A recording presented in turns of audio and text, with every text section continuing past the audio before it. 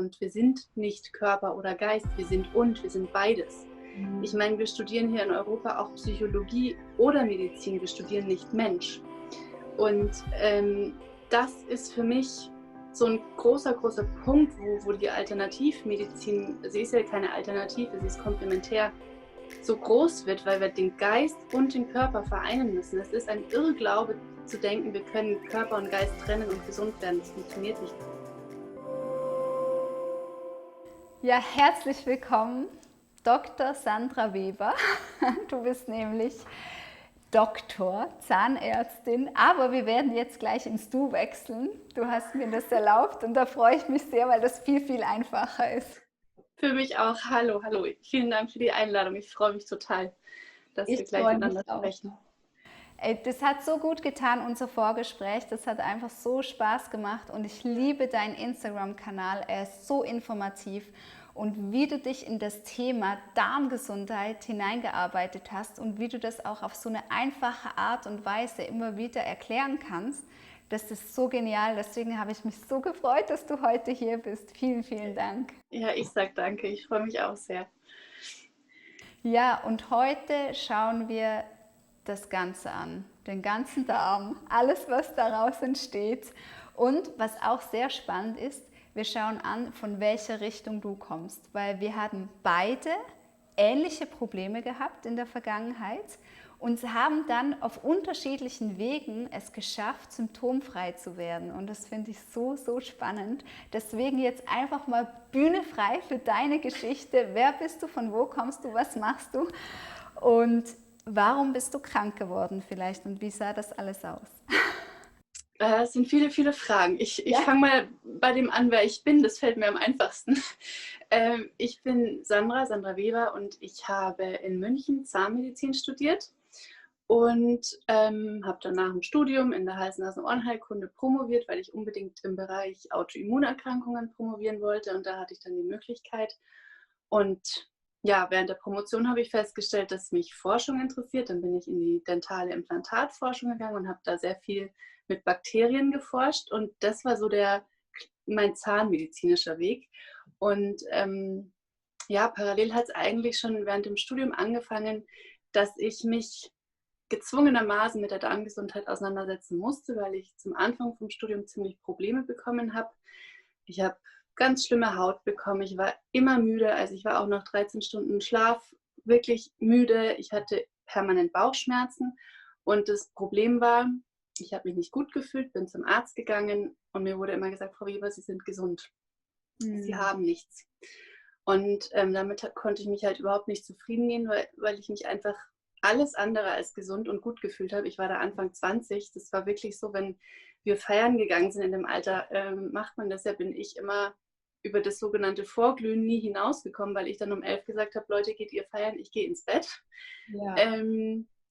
Also für einen jungen Menschen war das eine Katastrophe. Wohlgefühlt habe ich mich auch nicht. Die Haut war nicht schön und dann natürlich die permanenten Bauchschmerzen.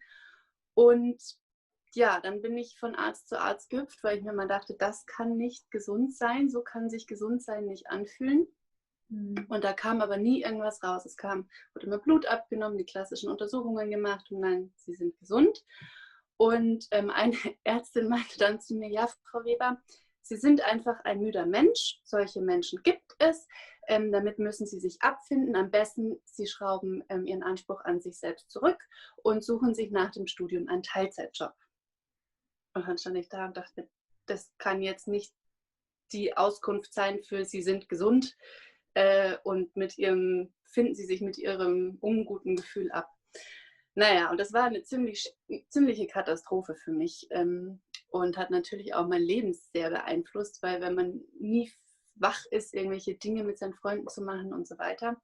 Und dann bin ich nach, ich weiß nicht wie vielen Arztbesuchen, bei einem Arzt gelandet, der sich dann zum allerersten Mal meine Darmgesundheit angeschaut hat.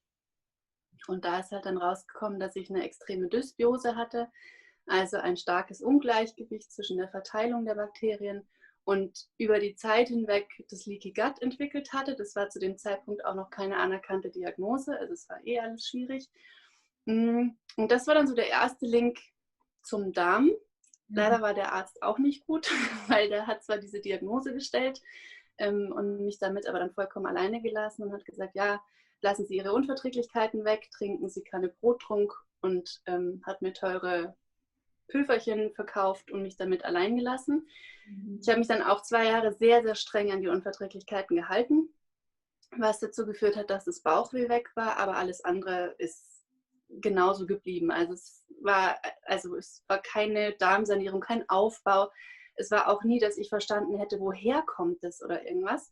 Und war einfach wieder allein gelassen. Und dann dachte ich Da mir, wäre noch spannend zu wissen, was du weglassen musstest. also durch das Leaky Gut Syndrom hatte ich glaube, 48 Lebensmittelunverträglichkeiten. Natürlich die Klassiker Gluten und Milch, aber es war Karotte, Apfel, Zucchini, also auch sämtliche Dinge, die man als gesund klassischerweise wahrnimmt. Mit welchem Test hat er das getestet? Das war ein IgG-Test, also ein Immunglobulin-Test. Also eine Blutentnahme, und da kam das raus und es hat tatsächlich dazu geführt, dass meine Bauchschmerzen weg waren, und da können wir aber später nochmal drauf kommen, aber alles andere hat sich einfach nicht verändert, weil ich habe meinen Lebensstil ja auch nicht verändert. Ich habe einfach nur diese bestimmten Dinge nicht mehr gegessen und habe aber genau denselben Lebensstil gehabt wie vorher.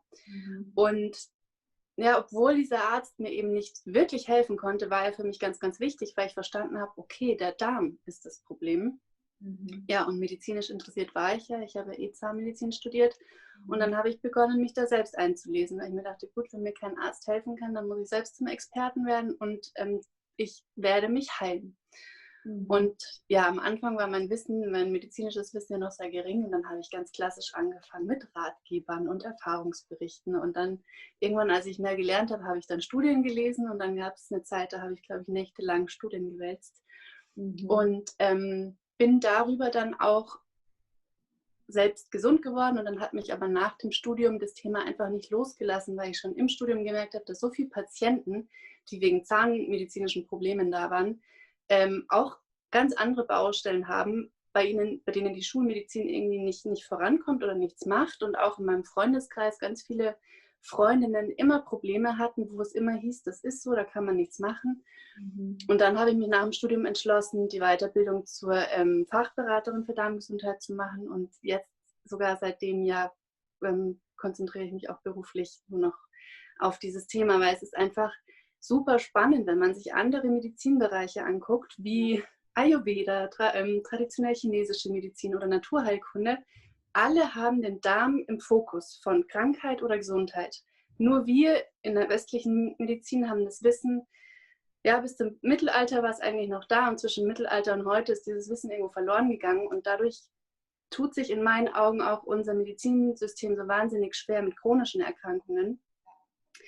Und das habe ich irgendwann erkannt, dass wir da einfach eine extreme Lücke an Wissen haben und damit natürlich auch ein extremes Potenzial verloren geht. Und dachte ich mir, ich möchte die Darmgesundheit auch wieder zu uns zurück in den Westen bringen. Und mein großes Ziel ist, dass irgendwann auch in der Schulmedizin wieder die ganz einfache Darmgesundheit, die jeder für sich zu Hause betreiben kann, als Therapiemöglichkeit integriert wird. Ja, ja, genau. Und bei der Diagnostik ist ja so spannend, sogar wenn man eine Darmerkrankung hat, dann wird einfach gern eine Magen-Darm-Spiegelung gemacht. Und man schaut einfach wie ein Tourist in ein Organ rein, macht ein paar Fotos und denkt, man hat es gesehen. Und das zeigt schon, wie aberwitzig damit umgegangen wird, mit so einem intelligenten, vielschichtigen Organ, dass man es versucht abzufotografieren. Ja, es ist ja auch, wenn man sich überlegt, für mich ist der Darm nicht ein Organ, für mich ist der Darm ein Zentrum an Funktionen für unseren Körper. Wir haben ja in unserem Darm wieder letztendlich ein weiteres Organ, die Darmflora. Da entdecken wir ja jetzt erst wissenschaftlich, was dieses Mikrobiom alles macht.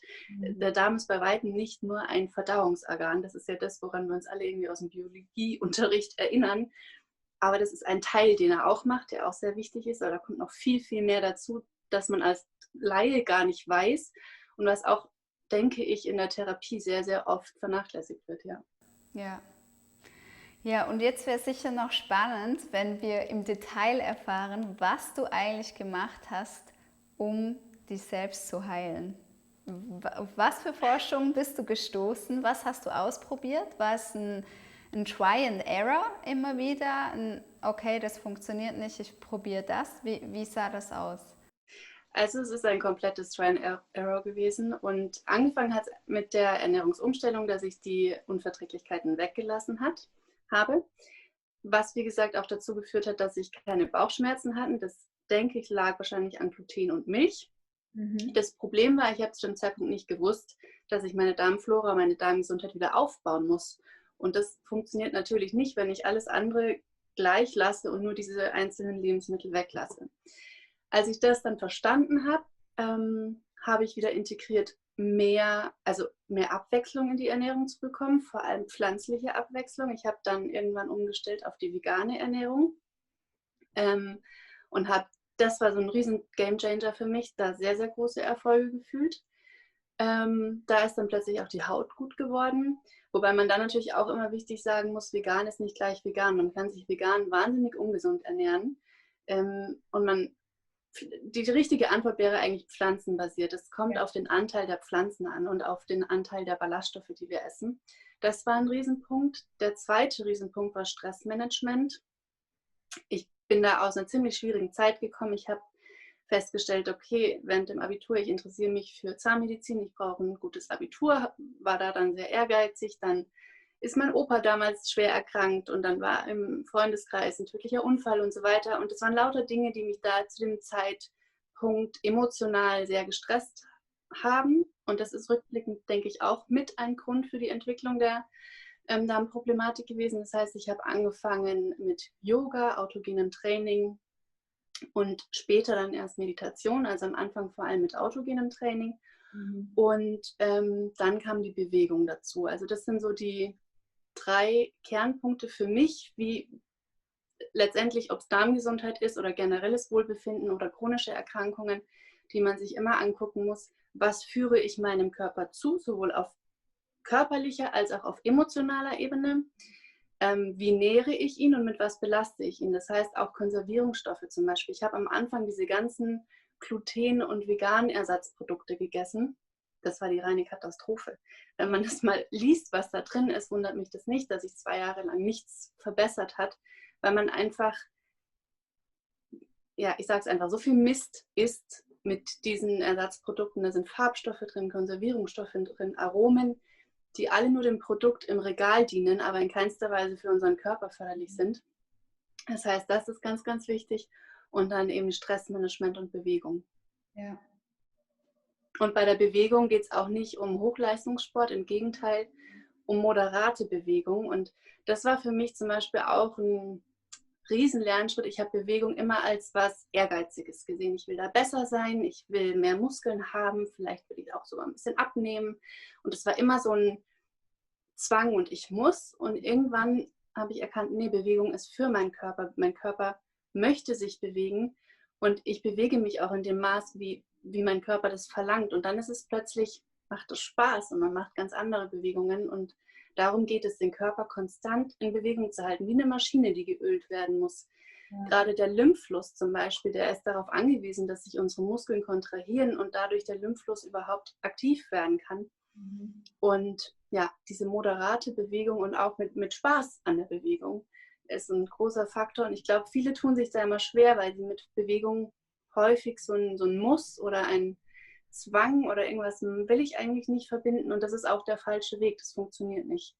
Man muss da was finden, was einem Spaß macht und da dann auch mit Geduld und wie soll ich sagen, Mitgefühl mit sich selbst rangehen und sagen, ich mache jetzt so viel mir gut tut und dann stellt man fest, es tut mir gut und beim nächsten Mal macht man mehr und ja. Ja, ich denke, dieser Ausdruck Mitgefühl, das nimmt einen ganz anderen Stellenwert ein, wenn man mal chronisch krank war. Ja. Weil das erste Mal, wenn man merkt, okay, mein Körper will nicht so wie ich, das ist ja erstmal ein Schock. Und zuerst verleugnet man das mal über Monate und tut so, als wäre das Problem nicht vorhanden. Man schafft es schon, das geht irgendwann weg. Und irgendwann wird es halt so schlimm, dass man denkt, okay, das ist jetzt nicht mehr gut. Und man wird irgendwie sauer auf den Körper. Man denkt, alle anderen rocken das Leben, gehen feiern, haben Energie. und ich nicht. Und da dann in dieses Mitgefühl zu kommen und essentielle Dinge neu zu lernen, wie sorge ich für meinen Körper auf Ernährungsebene, auf mentaler Ebene, aber auch Bewegungsebene, also nicht diese Strenge und Müssen, sondern in dieser Partnerschaft mit dem Körper. Das ist ein so krasses Learning und ein schmerzhaftes Learning.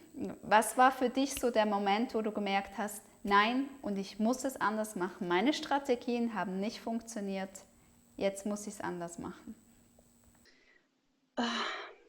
Das ist nicht ein Punkt gewesen. Es war eigentlich genau das, was du gesagt hast. So der Zustand zu sehen, alle anderen in meinem Alter sind so die blühende Gesundheit und ich versuche da mitzuhalten und mir auch äußerlich nichts anmerken zu lassen. Und merke aber, ich kann das nicht so. Ich habe die Energie nicht und ich fühle mich nicht gut und ich wusste einfach, so habe ich mich früher nicht gefühlt, weil es kam ja immer, Sie sind gesund, Frau Weber, Sie sind gesund. Und ich dachte mir immer, nee, ich habe mich schon mal anders gefühlt. Das kann nicht gesund sein. Und wenn das gesund ist, dann weiß ich nicht, was krank ist. Wow. Und das war schon eher ein schleichender Prozess, weil ich immer wieder festgestellt habe, ich komme nicht weiter, ich komme nicht weiter. Jetzt habe ich auf glutenfrei und vegan umgestellt, funktioniert immer noch nicht. Und dann ist irgendwann für mich der Schlüssel gefallen, okay, es geht nicht darum, Dinge wegzulassen, es geht darum, Schädliches wegzulassen und Nützliches aufzunehmen. Genau. Und das war dann so der Switch zu sehen, es geht nicht darum, mich an irgendwelche Regeln zu halten, weil irgendjemand sagt, glutenfrei ist gut oder vegan ist gut oder Sport ist toll, sondern zu sehen, wie nähere ich meinen Körper und zwar auf allen Ebenen. Und ja, das war dann eigentlich so der Knackpunkt, dass ich irgendwann hat es Klick gemacht und ich habe gemerkt, nee, du musst dich um deinen Körper kümmern, wie um ein Kind, das du liebst und für das du alles tust. Und da guckst du auch, dass in dem Essen nicht irgendwie Konservierungsstoffe und so Zeug drin sind. Aber du guckst auch, dass es ihm emotional gut geht und dasselbe muss man mit seinem Körper oder mit sich selbst im Ganzen einfach machen. Ja, ja, so wertvoll. Lass uns doch genau das anschauen. Was hast du rausgefunden für dich ist das Schädliche und was ist das Nützliche? Also schädlich ist für mich, also ich spreche jetzt einfach nur für mich, sind wirklich verarbeitete Lebensmittel. Da stelle ich auch immer wieder fest, wenn ich das vermehrt esse. Es gibt ja Situationen, wenn man irgendwie im Urlaub ist oder was weiß ich, das funktioniert für meinen Körper einfach nicht. Wobei selbstgekochtes und natürlich sehr pflanzenreiches Essen ist einfach, tut mir auf allen Ebenen gut. Da fühle ich mich fit und wach und energetisch. Dann Stressmanagement ist für mich ganz, ganz wichtig. Da merke ich auch immer ganz schnell, da muss ich bewusst dranbleiben. Rutscht es auch bei mir noch hinten über und dann komme ich wieder in eine Phase, wo ich merke, hui, jetzt bin ich wieder extrem müde. Ich weiß, ich muss wieder mehr meditieren oder ähnliches. Und bei der Bewegung ist dasselbe. Wenn jetzt irgendwie sehr, weiß ich nicht, jetzt ist es November und es ist grau und man denkt, raus und laufen und wenn man das dann ein paar Tage nicht macht oder ich nicht mache, dann merke ich auch, dass ich einfach nicht so leistungsfähig bin und auch nicht so fröhlich bin. Und das heißt, sitzen, ohne rauszugehen und Fertigprodukte und mangelndes Stressmanagement sind bei mir die schwierigen Themen. Und ja, aber der Hauptpunkt ist tatsächlich, oder was ich am schnellsten merke, ist die Ernährung. Ja. Aber das ist für mich inzwischen so in Fleisch und Blut übergegangen. Meine neue Ernährung oder die Ernährung, wo andere mal sagen, die ist anders, ist für mich so intuitiv und normal geworden. Ich habe kürzlich mit meinem Freund haben wir überlegt, ja, was würden wir denn jetzt essen, wenn wir Gluten essen würden? Und dann haben wir echt beide überlegen müssen. Und dann dachte ich mir, krass, als ich angefangen habe, war es für mich unvorstellbar, wie soll ich denn da vollständig drauf verzichten? Und man wächst da so rein und lernt so viele neue Lebensmittel kennen, die ich früher niemals gegessen habe. Also es geht alles. Ja, ich finde es so spannend, wie du das alles rausgefunden hast über dein Selbststudium und dann natürlich noch deine Ausbildung, aber dass du da einfach nicht aufgegeben hast und dran geblieben bist. Und als ich auf deinen Account gestoßen bin, dachte ich ja eigentlich, du hättest auch die Bücher von Anthony William gelesen, weil ich habe mich ja über den Weg, wurde ich so wie aufgeklärt, okay, das sind Lebensmittel, die sind gut und das sind Lebensmittel, die schaden mir.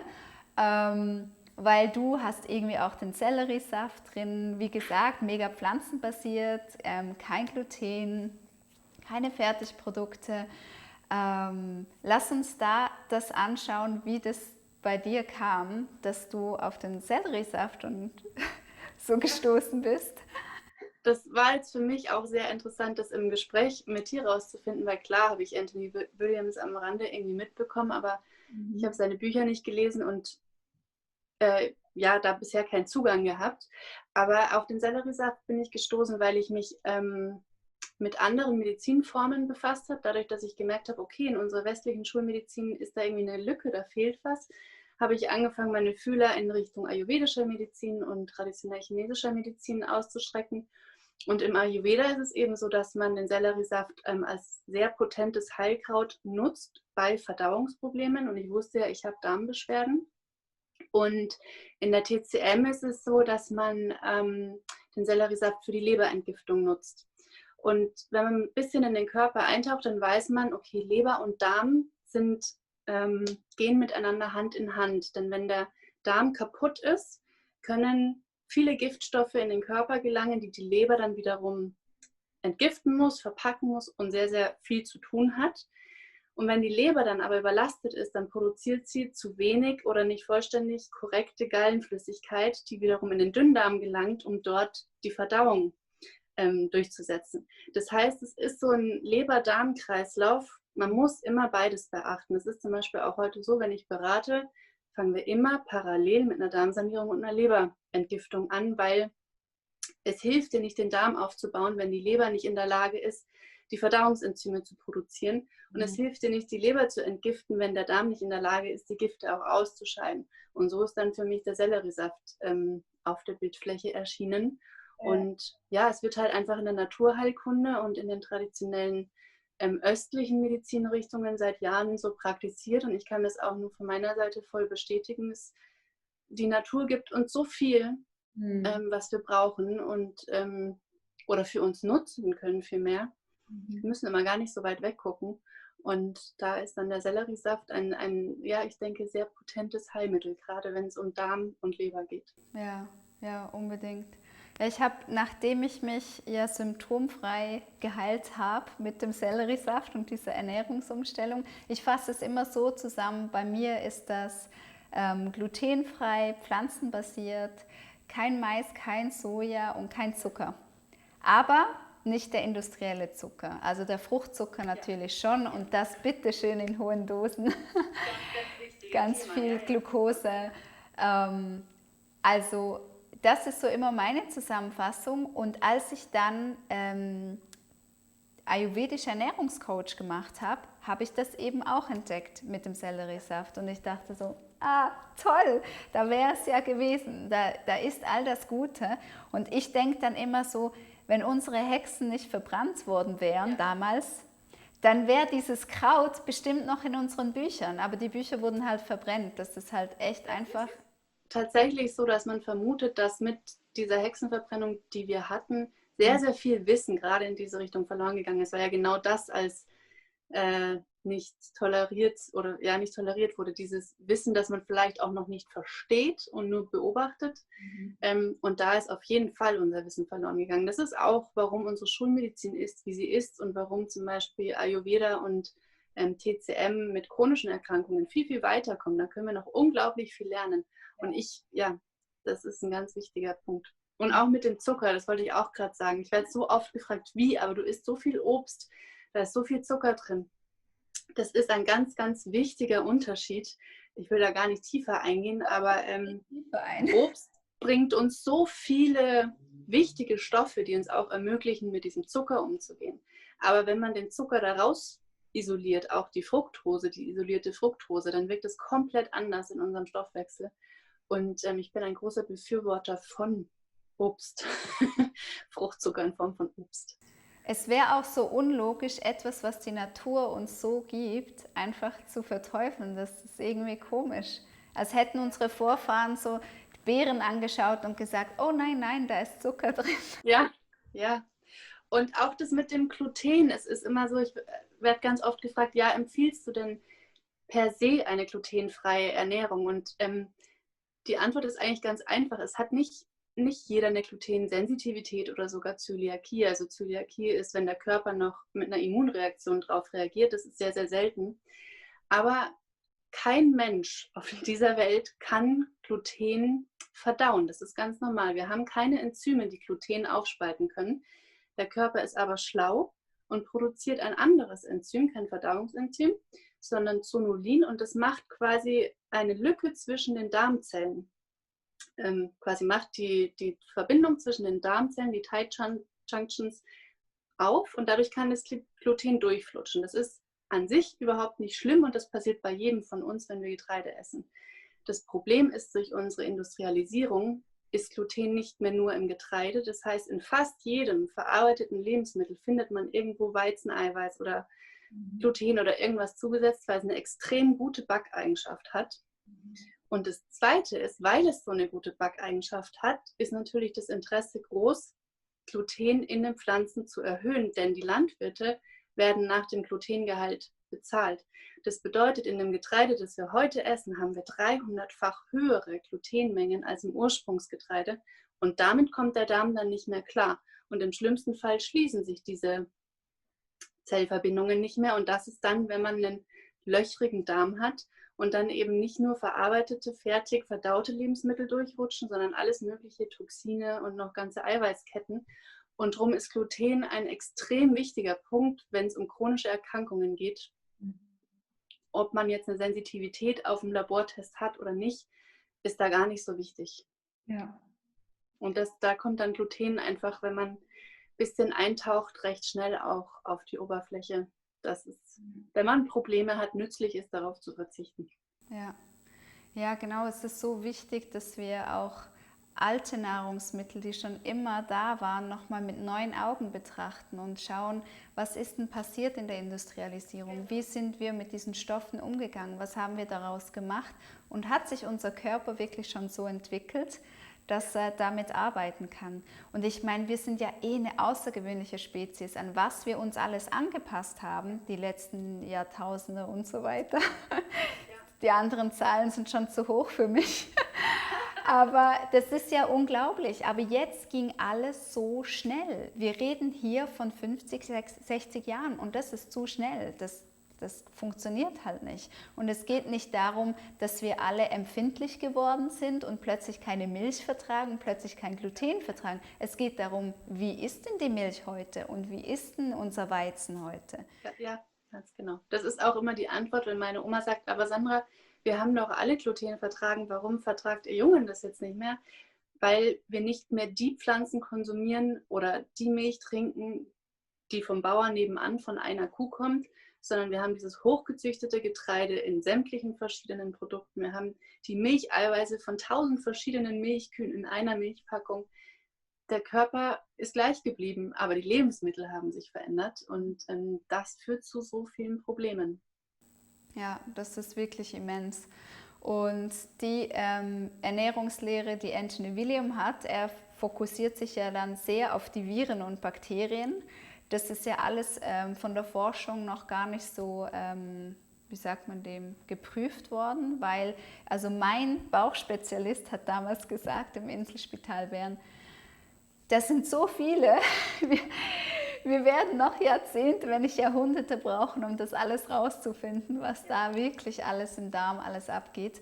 Aber wenn wir heute, ist ja gerade so ein sehr beliebtes Thema, die Viren. Also wenn wir jetzt wissen, ein Virus mutiert und wird immer anders, passt sich mal an der Umgebung, passt sich nicht an, dann ist da natürlich auch die Frage, was tragen wir in uns herum, was hat sich schon angepasst, wo entsteht wieder ein Ungleichgewicht, ob jetzt bakteriell oder virell ausgelöst. Und das ist einfach so spannend, egal von welcher Richtung, ob jetzt die Anthony Williams Lehre oder das, was du gelernt hast und rausgefunden hast. Es sind ja zwei verschiedene Ansätze. Der eine ist eher auf Viren und Bakterien und du sagst ja, aber welche Enzyme sind überhaupt vorhanden? Wie reagiert der Körper denn überhaupt auf diese Nahrungsmittel? Und im Umkehrschluss machen beide das Gleiche. Man lässt das Schlechte weg und nimmt das Gute, gerade so viele Ballaststoffe, eben Gemüse, Früchte und so weiter, erhöht ein und schafft es, sich in ein Gleichgewicht zu bringen. Und vor allem diese chronischen Entzündungen zu reduzieren, die dann mit den verschiedenen Voraussetzungen, die im Körper da sind, die unterschiedlichsten Erkrankungen auslösen können. Und man kann über die Ernährung und den Lebensstil extrem auf Entzündungen einwirken und oder sie auch verursachen.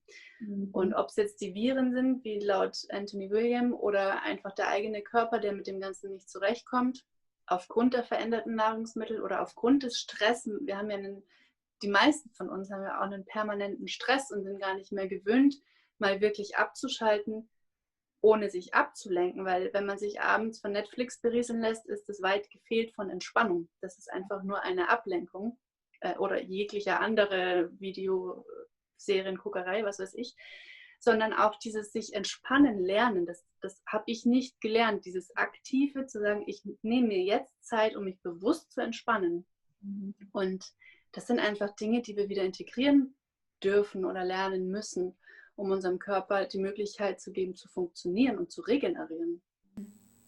Ja, das Adrenalin-Thema, das ist nochmal ein großes Thema, was so viel Schaden anrichtet und unsere Organe erlahmen lässt.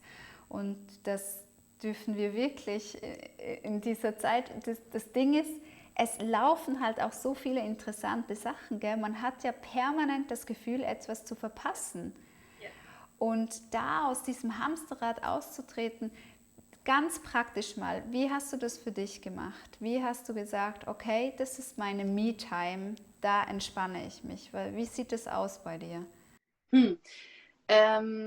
Das ist sehr intuitiv. Also ich merke zum Beispiel auch, gut, während Corona passiert es nicht so häufig, aber wenn ich viel mit Menschen unterwegs bin, das bin ich sehr gern, ich bin sehr ein geselliger Mensch, aber ich merke dann irgendwann, dass ich wie so schottendicht mache und mir das zu viel wird und ich mich dann irgendwie automatisch zurückziehe. Das weiß ich nicht, ob ich einen Vorteil habe, vielleicht ist es auch manchmal ein Nachteil, aber ich merke da sehr intuitiv, oh, ich brauche kurz mal irgendwie Pause.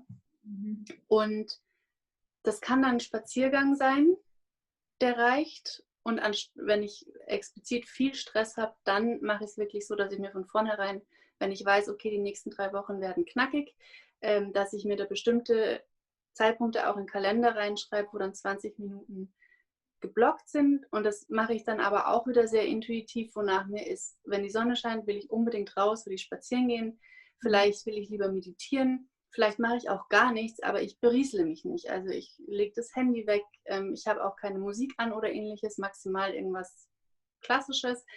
Und mache das dann schon sehr, sehr bewusst. Und es gibt diesen schönen Satz, der immer sagt, du solltest jeden Tag 20 Minuten meditieren, außer du hast keine Zeit, dann 1 Stunde. Ja. Und der stimmt so unfassbar. Am Anfang dachte ich mir, ach, so ein Schwachsinn für was, ich habe keine Zeit dafür.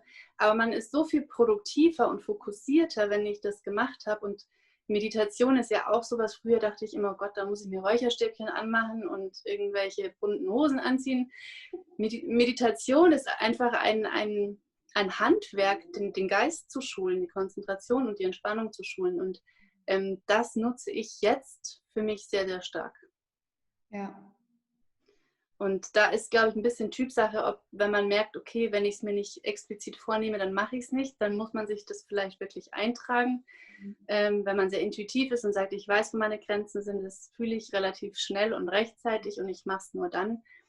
Wichtig ist auch, sich da keinen Zwang zu machen, weil wenn man sich vornimmt, ich möchte jetzt jeden Morgen 20 Minuten meditieren und dann macht man es nicht, dann hat man wieder den Stress und das schlechte Gewissen und denkt, scheiße, ich wollte doch und ich sollte doch und ich habe wieder nicht. Ja. Auch da liebevoll mit sich selbst sein, zu schauen, was ist denn realistisch. Ich habe zum Beispiel angefangen, täglich 3 Minuten zu meditieren. Ich habe mir wirklich einen Timer auf 3 Minuten gestellt und 3 Minuten, das hat man immer. Und dann war ich stolz, weil ich mir dachte, boah, ich habe jetzt 4 Wochen lang jeden Tag meditiert, 3 Minuten. Aber es funktioniert und es wirkt und dann wächst man da auch irgendwie rein. Ja, unbedingt. Ja, du hast das erwähnt mit dem mental sich trainieren. Ich glaube, das dürfen wir wirklich nicht unterschätzen, dass wir da so ein wunderbares Handwerk zur Verfügung haben. Es ist nicht nur in Richtung Entspannung, wo das unglaublich viel bringen kann, dass wir unser ganzes Nervenkostüm mal beruhigen, sondern auch gerade im Umgang mit Ernährung rauszufinden, warum greife ich denn immer nach dem Kuchen? Warum habe ich das Gefühl, ich muss zum Bäcker laufen? Warum muss ich mir den dritten Kaffee reinschütten? Und da habe ich für mich, also zurück in meine Geschichte, ich war so todkrank, dass ich im Bett lag und arbeitsunfähig war. Und ich konnte mir nicht vorstellen, eine Ernährungsumstellung zu machen. Weil Ernährung, das ist jeden Tag, das ist Arbeit, das ist Nachdenken und so weiter. Und ich habe angefangen zu meditieren. Autogenes Training aber, also richtig trainieren. Und ich habe mit meinen Organen gearbeitet, ich habe mich mental auf wieder mein gesundes Ich konzentriert. Was mache ich dann alles und so weiter. Und das ist ja so spannend, dass wenn wir uns das vorstellen und dann in diesem Gefühl verweilen, dass unser Körper denkt, das wäre Realität. Das heißt, gewisse Hormone ausgeschüttet werden, die uns beleben, dass wirklich Heilung stattfindet, nur schon an der Vorstellung davon. Und das hat mich damals so stabilisiert, dass dann schlussendlich die Ernährungsumstellung, weil ich mich wie ein Sportler mental darauf vorbereitet habe, danach wirklich mit links, das habe ich mit links gemacht, aber nur wegen diesem Vortraining. Da hast du gerade was super Spannendes gesagt. Jeder Sportler, alle Olympiademeister und so weiter haben mentales Training. Ja. Es gibt keinen Sportler, der Hochleistung erbringt ohne mentales Training. Und da ist die Wissenschaft inzwischen schon so weit, dass wir das wirklich nachweisen können. Das Gehirn kann nicht unterscheiden, ob du dir etwas vorstellst oder ob es real ist. Da gibt es zum Beispiel eine ganz spannende Studie von ich glaube, es war die Sporthochschule Köln. Da haben die Gruppen gebildet. Die eine Gruppe sollte sich vorstellen, Bizeps-Training zu machen und die andere Gruppe sollte Bizeps-Training machen. Und die haben auch, ich kann jetzt die Zahlen nicht mehr genau, aber ich glaube, sie haben sogar 30% bei der Gruppe, die sich das nur vorgestellt hat, einen Muskelzuwachs von 30% erzielt. Wo ich mir denke, nur durch die Gedankenkraft. Und das ist eigentlich ganz logisch. In dem Moment, wo wir etwas denken, fühlen wir etwas. Das löst biochemische Prozesse im Körper aus. Es werden je nach Gefühl unterschiedliche Hormone ausgeschüttet, die wiederum in unserem kompletten Körper wirken. Da ist ja auch Dr. Joe Dispenza wahnsinnig weit. Und das ist zum Beispiel auch ein Punkt, der mir in unserer westlichen Medizin sehr fehlt, weil wir Körper und Geist trennen. Und wir sind nicht Körper oder Geist, wir sind beides. Ich meine, wir studieren hier in Europa auch Psychologie oder Medizin, wir studieren nicht Mensch. Und das ist für mich so ein großer Punkt, wo die Alternativmedizin, sie ist ja keine Alternative, sie ist komplementär, so groß wird, weil wir den Geist und den Körper vereinen müssen. Es ist ein Irrglaube zu denken, wir können Körper und Geist trennen und gesund werden. Das funktioniert nicht. Der Mensch ist nicht das eine oder der andere. Das ist ein Ineinandergreifen. Ja. Und also diese mentale Schulung ist ganz, ganz wichtig. Und ob sie spirituell ist oder nicht, ist völlig egal. Da kann jeder für sich den Weg finden. Ob es der Glaube, die Religion ist, whatever. Es ist komplett egal. Es funktioniert. Es funktioniert, ja. Ja.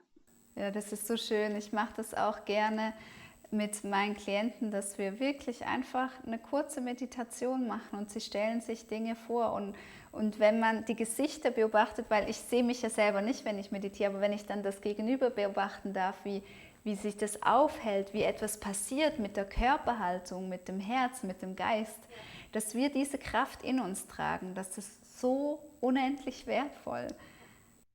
Das sind so ganz einfache Dinge, selbst wenn man sagt, Meditation, das kann ich mir alles noch nicht vorstellen, dann ist es eine Atemübung. Ich habe kürzlich mit einer ganz jungen Frau, die mitten im Studium steckt, super intelligent ist, aus dem tollen Elternhaus kommt, super gut aussieht, eine tolle Beziehung hat. Also von außen würde man sagen, die hat das Leben, das sich jeder wünscht, die komplett emotional fertig ist, weil sie so viel Stress und Druck hat. Und dann haben wir auch rausgekriegt, dass die Ernährung nicht so funktioniert.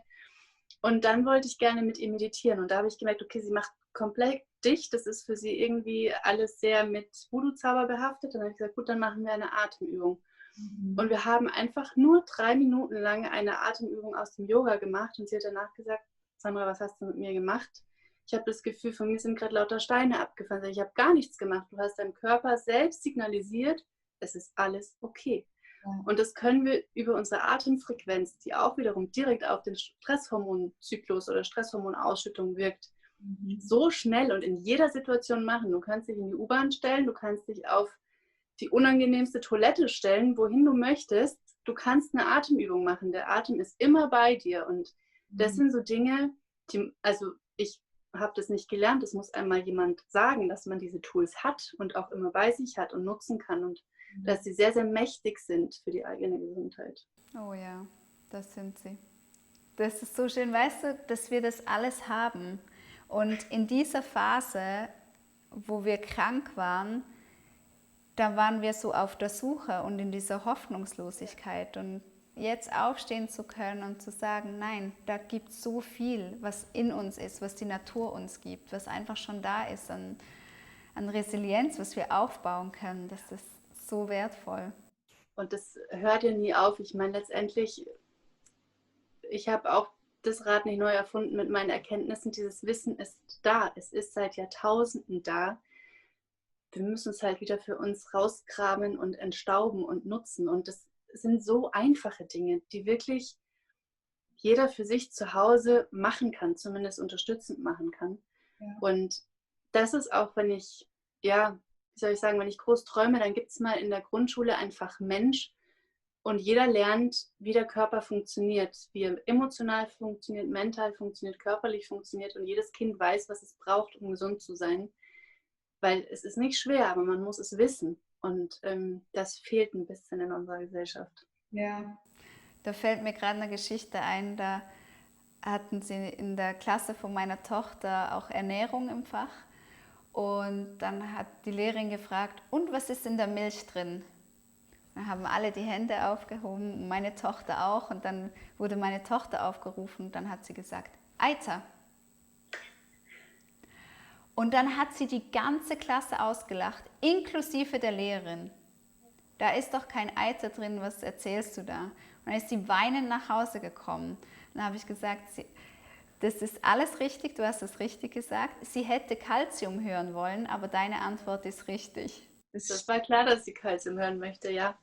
Aber ja, genau, über diese Dinge spricht man ja nicht. Ja.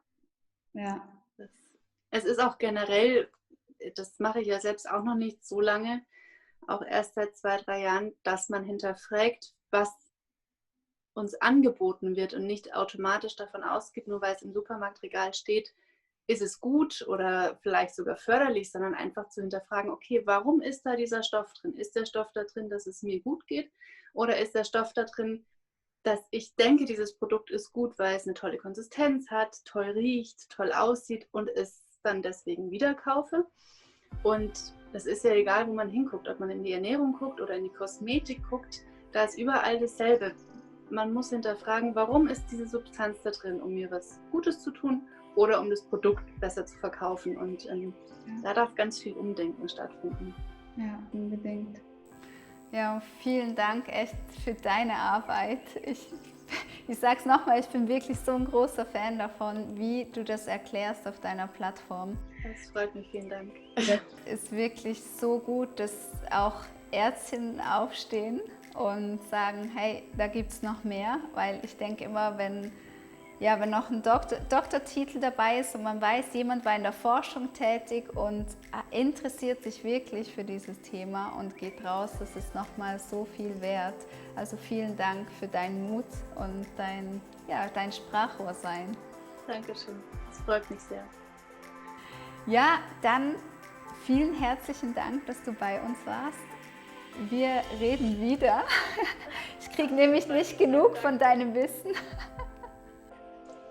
Vielen, vielen Dank. Es hat mir unglaublich viel Spaß gemacht. Also richtig schön. Tschüss, Sandra. Tschüss, Dankeschön.